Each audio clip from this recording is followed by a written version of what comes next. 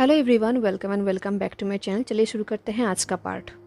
Last part में हमने देखा था कि विंग का इलाज चल रहा था एंड डॉक्टर ने उस पॉइजन का नाम बताया और कहा कि वो पॉइजन साउथ से आया है एंड साउथ में है येलिंग एंड यांगमेंग।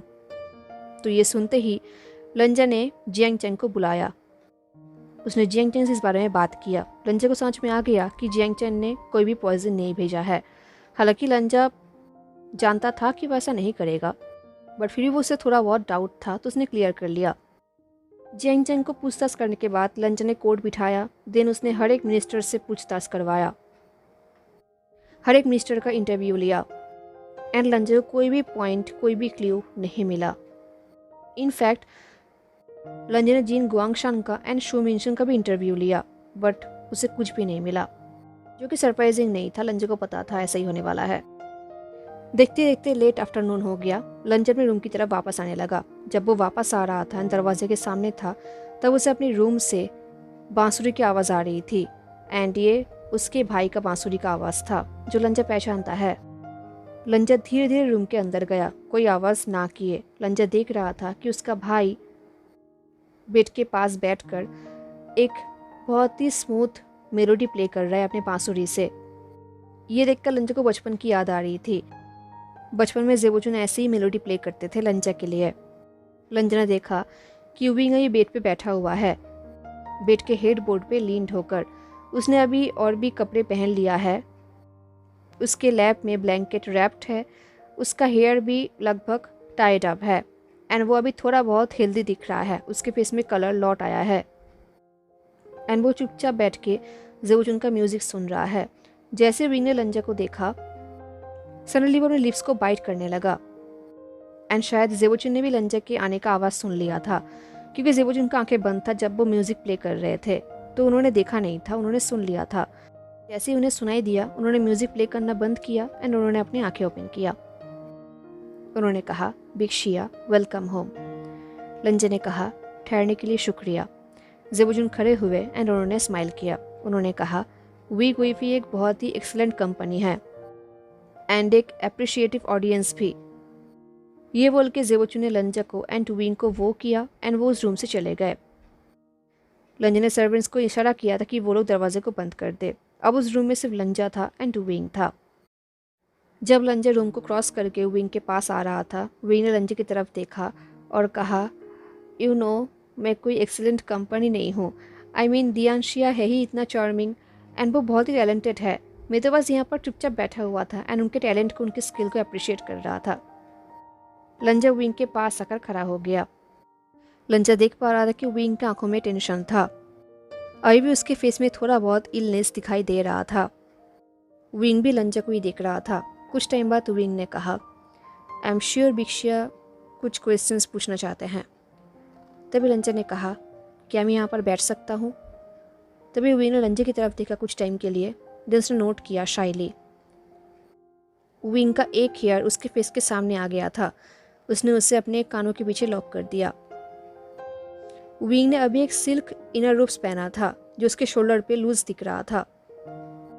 विंग ने उसे भी ठीक किया। लंजा विंग के पास आकर बैठ गया, बस थोड़ी ही दूर में। लंजा ने कहा, मैंने जियांग वाइनन के साथ बात किया है। ये सुनकर विंग शॉक्ड हो गया। उसने कहा, जियांग चेंग, क्यों?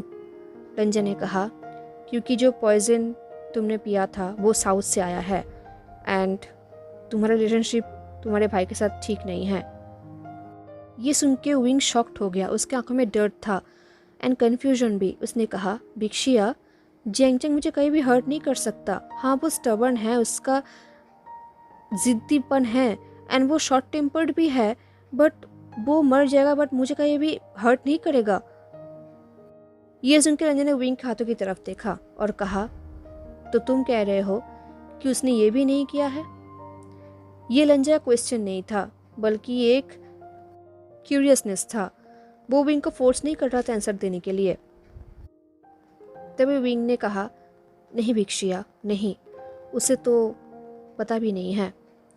ये सुनकर लंजा ने कहा, क्या तुम एक्सप्लेन करोगे? लंजा ये पूछ रहा था, ऑर्डर नहीं दे रहा था, क्योंकि लंजा इसमें विंग को फोर्स नहीं करना चाहता और ना ही वो कर सकता है। विंग ने एक डीप ब्रेथ लिया और कहा, आई थिंक एक दिन ना एक दिन भिक्षा को पता चल ही जाएगा, वो ढूंढ के निकाल ही लेंगे, तो छुपा कर क्या फ़ायदा। विंग का वॉइस हमेशा की तरह स्वीट था, बट उसके नीचे थोड़ा बहुत हार्डनेस भी था। विंग ने कहा, मैं एक ऐसा इंसान का बेटा हूँ जो एक टाइम में जियांग फैमिली का रिटेनर हुआ करता था, भिक्षिया। मेरे बचपन में ही मेरे पेरेंट्स का डेथ हो गया था। अंकल जियांग बहुत काइंड थे जो उन्होंने मुझे अपनी फैमिली में जगह दिया, बट ऑफ कोर्स मुझे मेरा जगह पता था। उनकी वाइफ यू फुरेन को उनका ये डिसीजन अच्छा नहीं लगा था। जब मैं बड़ा होता गया, मैं काइंड ऑफ लान जिंग की तरह था। मैं हमेशा बहुत बड़ा कुछ नहीं सोचता था। मैं काइंड ऑफ ट्रैवल मेकर था।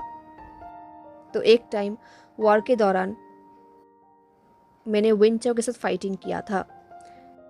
एंड शायद भिक्षा को पता होगा कि उस दौरान वांग लिंग जियाओ एंड वेन चाओ हर एक नोबल फैमिलीज में जा रहे थे एंड डिमांड कर रहे थे ताकि वहाँ पर वो लोग अपना हेड क्वार्टर बना सके उनके बिजनेस के लिए।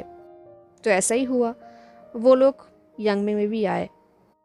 वांग लिंग जियाओ ने डिमांड किया कि उन्हें हमारे घर में ही अपना हेड क्वार्टर बनाना है। ये बोलते हुए विंग अपने लैब की तरफ देख रहा था जहाँ पर उसका हाथ था।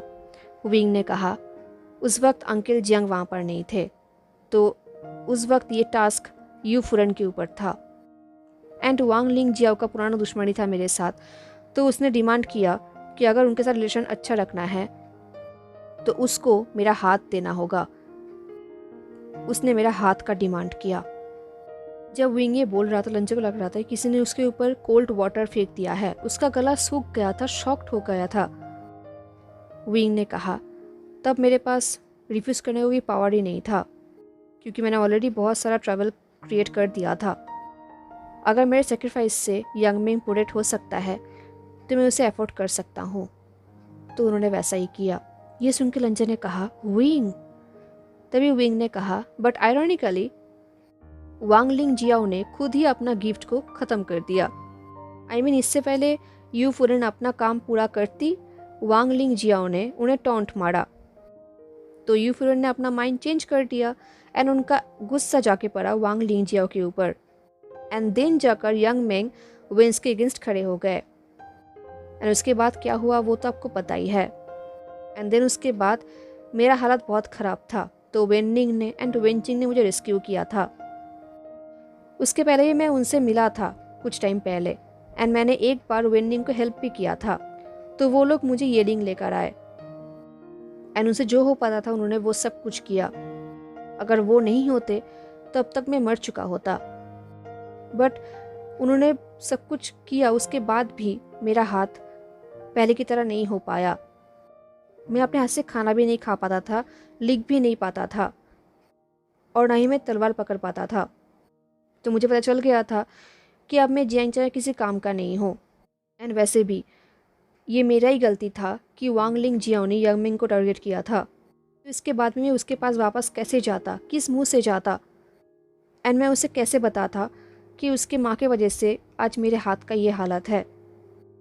वो मुझे एक भाई की तरह प्यार करता था, अभी भी करता है। तो अगर उसे अपनी माँ एंड भाई के बीच में चूज़ करना पड़ता तो वो अंदर ही अंदर ख़त्म हो जाता। तभी रंजन ने स्लोली कहा, बट वो अभी भी उसके लिए एंड उसके फैमिली के लिए तुम्हारी लॉयल्टी के ऊपर सवाल उठाता है। ये सुन के विंग ने शाई किया। उसने कहा, क्या आप इमेजिन कर सकते हैं कि उसने कैसा फील किया होगा जब उसे ये पता चला था कि उसके भाई ने यांगमिंग को कंट्रोल करने के लिए उसको अबंडन कर दिया है, वो भी एक्सप्लेनेशन के बिना। एंड देन उसका भाई एक एम्पायर का कंसोर्ट भी बन गया। उसके हिसाब से मैं अपवर्ड्स की तरफ ट्रेडिंग कर रहा था एंड अपना रूट्स, अपना लॉयल्टी भूल रहा था। वो बचपन से यही चाहता था कि मैं हमेशा उसे सर्व करूं एंड हम दोनों एक साथ यांगमिंग को सर्व करें, बट ना ऐसा कभी हो पाया और ना अभी ऐसा कभी हो पाएगा। ये सुनकर इससे पहले लंचा अपने आप को रोक पाता, उसने विंग के फिंगर टिप्स को पकड़ लिया। विंग का फिंगर्स अभी भी वार्म है, बिल्कुल वैसे जैसे उनके वेडिंग डे में था जब रंजन ने पहली बार विंग के हाथ पकड़ा था। लंचा का मन कर रहा था कि वो विंग के हाथ को अपने लिप्स के पास लेकर आए एंड हर एक फिंगर पे किस करे, पागलों की तरह। तभी लंचा ने कहा, तुमने कुछ भी गलत नहीं किया है। इस बार लंचा का वॉइस खुद उसके लिए ही अननोन था। वो ब्रेथलेसली बात कर रहा था। ये सुन के विंग ने एक सॉफ्ट स्माइल किया। उसने कहा, विक्शिया, ऑफ कोर्स मेरा गलती है। मैंने ही मेरे फैमिली को इतना तकलीफ पहुंचाया है। मैंने अपने भाई को कुछ बोले बिना ही अबैंडन कर दिया है एंड मैं स्टेप बाय स्टेप आगे बढ़ रहा हूँ, कोई भी एक्सप्लेनेशन के बिना। लंजा ने कहा, इनमें से एक भी चीज़ कोई क्राइम नहीं है और ना ही इतनी बड़ी गलती है जिसे माफ़ नहीं किया जा सकता। एंड जो कुछ भी तुम्हारे साथ हुआ है उनके सामने तो ये कुछ भी नहीं है। विंग ने कहा, विक्शिया बहुत काइंड है। लंजा ने कहा, बिल्कुल भी नहीं। विंग, तुम यहाँ पर आए थे मुझे सर्व करने के लिए, मेरे डार्कनेस में मेरे लिए लाइट होने के लिए। मैं हमेशा तुम्हारा ऑफरिंग एक्सेप्ट करता रहा, बट कभी भी थैंक्स नहीं बोला।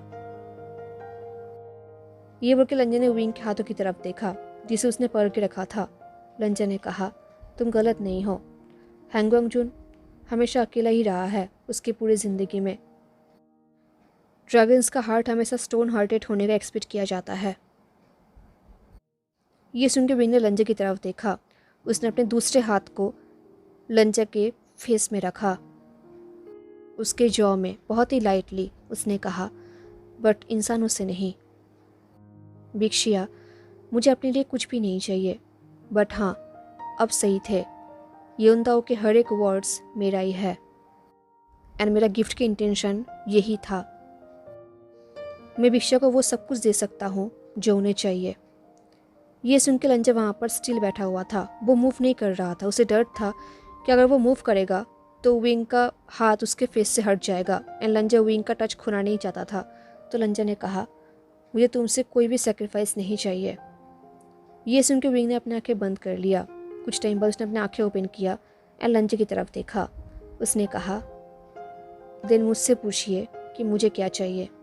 इस बार विंग का टोन बहुत ही लो था एंड लंजा का हार्ट बीट एक्सट्रीमली फास्ट हो गया था। उसने पूछा, विंग को क्या चाहिए। विंग लंजे की तरफ लीन्ड हुआ। उसका लिप्स लंजे के चिक्स के इतने पास था कि ऑलमोस्ट टच कर रहा था।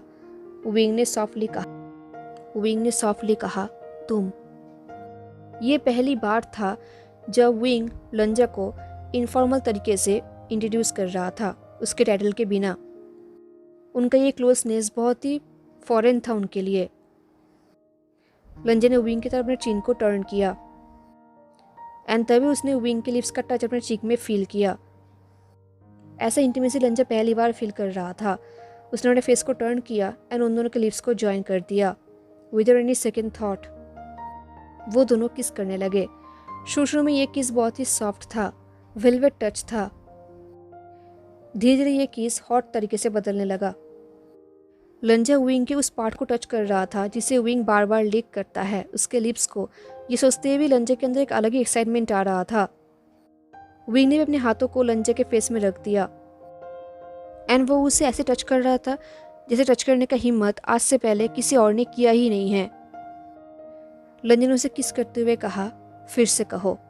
लंजा ने इसे एज अ कमांड बोला था, बट ये एज अ रिक्वेस्ट सुनाई दे रहा था, एक प्लीट की तरह सुनाई दे रहा था। एंड लंजा फील कर सकता था कि विंग स्माइल कर रहा है। तो लंजा और भी एक्साइटेड हो रहा था। विंग ने कहा, मैं तुम्हें चाहता हूँ। ये बोल के विंग लंजा के चिक्स में किस करने लगा, धीरे धीरे उसके नोज में, देन उसके पूरे फेस में। वो लंजा को ऐसे किस कर रहा था जैसे कि लंजा कोई एनिमल हो एंड विंग अपने एनिमल मेट को ढूंढ चुका हो।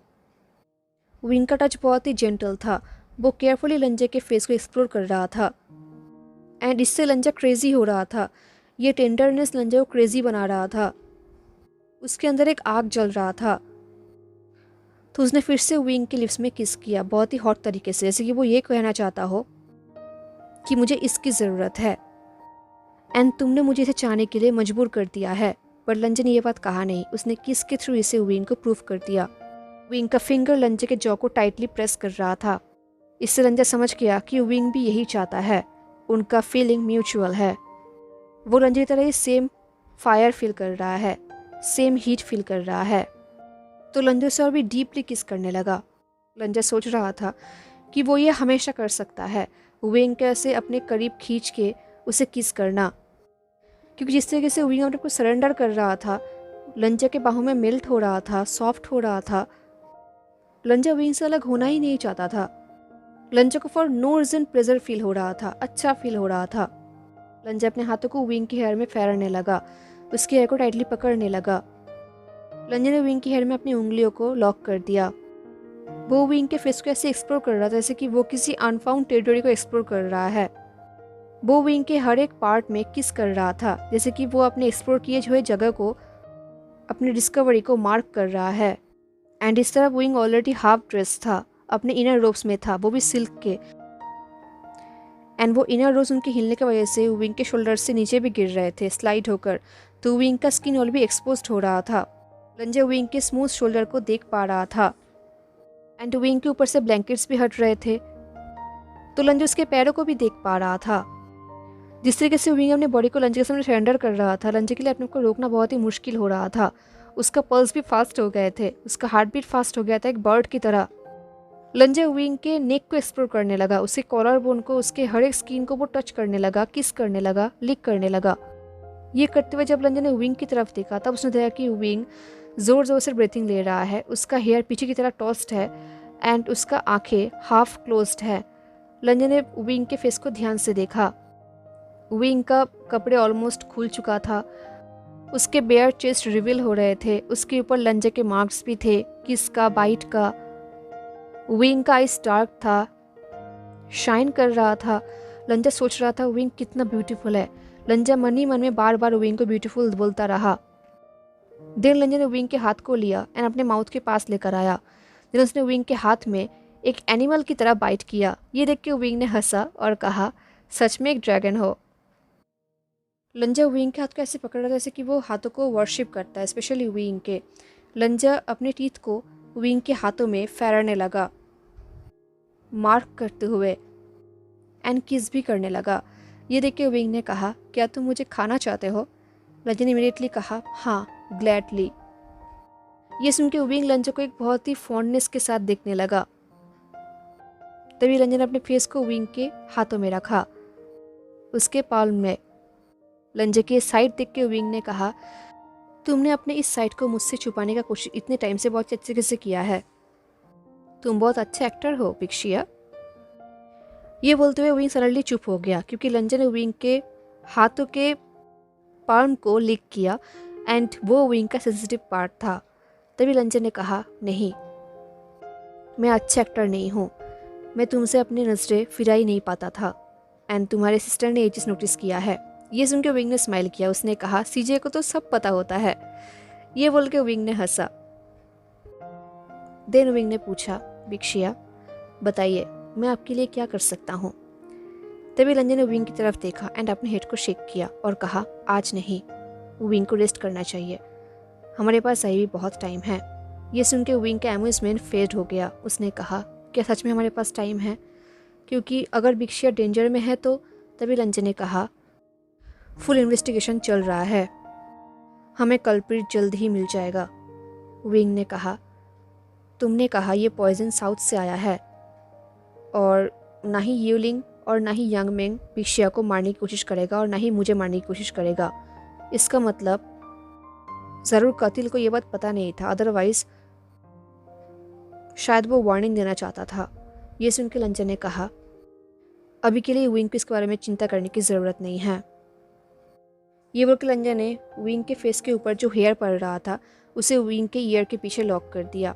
एंड ये लंजा पहली बार कर रहा था क्योंकि पिछली बार विंग ने खुद किया था। एंड जब ये लंजा कर रहा था तब लंजा को अंदर अंदर बहुत ही अच्छा लग रहा था, उसे प्रिविलेज्ड फील हो रहा था, प्राउड फील हो रहा था कि उसके पास ये हक है करने का। वो भी इसलिए नहीं क्योंकि वो एम्परर है, बल्कि इसलिए क्योंकि विंग ने उसे परमिशन दिया है। उसके अंदर एक अलग ही स्ट्रेंज फीलिंग आ रहा था, एक पावर का फीलिंग आ रहा था, एक ऐसा पावर जिससे वो इतने टाइम से अननोन था, जो उसे अभी मिल रहा था। तभी विंग ने प्रोटेस्ट करते हुए कहा, बट बिक्शिया का लाइफ मोस्ट इम्पॉर्टेंट थिंग है। विंग का वॉइस बहुत ही हस्की था, बट उसके वॉइस में टायर्डनेस भी था। तभी लंजा ने विंग के कॉलर को पकड़ा एंड ठीक कर दिया क्योंकि उसका कपड़े थोड़ा बहुत स्लाइड होकर नीचे गिर गया था, तो लंजा ने ठीक कर दिया रिस्पेक्टफुल्ली। उसने कहा, एंड तुमने उसे ऑलरेडी बचा दिया है, अभी पूरा कोर्ट उस कल्प्रिट को ढूंढने में लगा है। विंग को भी रेस्ट करना चाहिए, मेरे साथ आओ। ये बोल के लंजा ने विंग को बेड पे लटाने की कोशिश किया। उसे लटाने के बाद लंजा ने उसके ऊपर हेवी ब्लैंकेट उड़ा दिया। विंग जो उसे ही देख रहा था। कुछ टाइम बाद ये करने के बाद जब लंजा वहाँ से जाने वाला था, विंग ने लंजा के हाथ को पकड़ लिया। उसने कहा, एक बार तुमने मुझसे पूछा था कि अगर मैं चाहूँ तो मैं तुम्हें बेड पे ज्वाइन कर सकता हूँ। अब जब मैं यहाँ पर हूँ, क्या तुम मुझे ज्वाइन नहीं करोगे? ये सुनते लंजा का ब्रीथिंग ऑलमोस्ट रुक गया था। वो सोच रहा था ये क्वेश्चन उसे विंग को करना चाहिए, न कि विंग को उससे, क्योंकि बचपन से लेकर आज तक लंजा ही हर जगह पर हर चीज़ों में लोगों को इनवाइट करता आया है। पहली बार कोई उसे इनवाइट कर रहा था, एंड वो भी विंग, वो भी उसके ही बेड में, जो कि अनएक्सपेक्टेड था। लंजा ये सोच ही रहा था, तभी विंग ने सॉफ्टली कहा, विक्शिया बेड पे आइए। ये सुन के लंजा नर्वसली बेड के पास आने लगा, एंड देन स्लोली वो बेड पे बैठ गया, एंड देन वो विंग की ब्लैंकेट में चला गया। वो दोनों एक साथ ब्लैंकेट शेयर कर रहे थे। ये बेड बहुत ही बड़ा था, किंग साइज था, क्योंकि सबको पता था कि लंजा भी मैरिड है एंड वहाँ पर 2 लोग सोते हैं। किसी को नहीं पता था कि ये पहली बार वो दोनों बेड शेयर कर रहे थे। बट एनीवेज बेड उनके लिए बड़ा था, कंफर्टेबल भी था। लंजा पहली बार किसी के साथ बेड शेयर कर रहा था। वो विंग के पास जाकर लेट गया, एंड उस ब्लैंकेट ने भी उन दोनों को एम्ब्रेस कर लिया। लंजा विंग के बॉडी के वार्मनेस को, सेंट को फील कर पा रहा था। उसके बॉडी से लोटस फ्लावर का सेंट आ रहा था, जो लंजा को बहुत अच्छा लग रहा था। तो वो विंग को भी करीब जा रहा था इस सेंट को इनहेल करने के लिए, एंड डीपली ब्रेथ ले रहा था। विंग जो उसे ही देख रहा था, वो भी डार्क आइज से। लंजा ने अपने हाथ को आगे बढ़ाया, एंड वो विंग के फेस से हेयर को स्ट्रोक करते हुए हटाने लगा। देन वो विंग की चीक को स्ट्रोक करने लगा, बहुत ही सॉफ्टली, टेंडरनेस के साथ। विंग ने स्माइल किया एंड अपने आंखें बंद कर लिया। देखते ही देखते विंग सो गया। ये ब्लैक पाइन हॉल, जो एक टाइम के लिए लंजा के लिए एक अकेला का रूम हुआ करता था, आज वो विंग के साथ वहाँ पर बेड शेयर कर रहा था, अपने कंसोर्ट के साथ, अपने प्यार के साथ। तो लंजा को नींद नहीं आ रही थी। वो अपने स्लीपी कंसोर्ट को देख रहा था, उसके फेस के ऊपर अपने हाथ को फेरने लगा था, उसे सोते हुए देख रहा था, उसे ब्रीथ करते हुए देख रहा था। वो उसका भी करीब चला गया, एकदम करीब, ताकि अगर लंजा सो गया तो उसे ऐसा फील हो कि उसके साथ कोई उसके बेड में है, वो अकेला बेड में नहीं है। एंड शायद पहली बार लंजा सोने के लिए या फिर मेडिटेट करने के लिए जल्दी में नहीं था। वो बहुत टाइम तक जगा रहा, एंड स्लोली विंग को ब्रीदिंग करते हुए देखता रहा। हेलो एवरीवन, तो कैसा लगा आपको आज का पार्ट ज़रूर बताना। मिलते हैं नेक्स्ट पार्ट में। तक take care, stay safe, bye.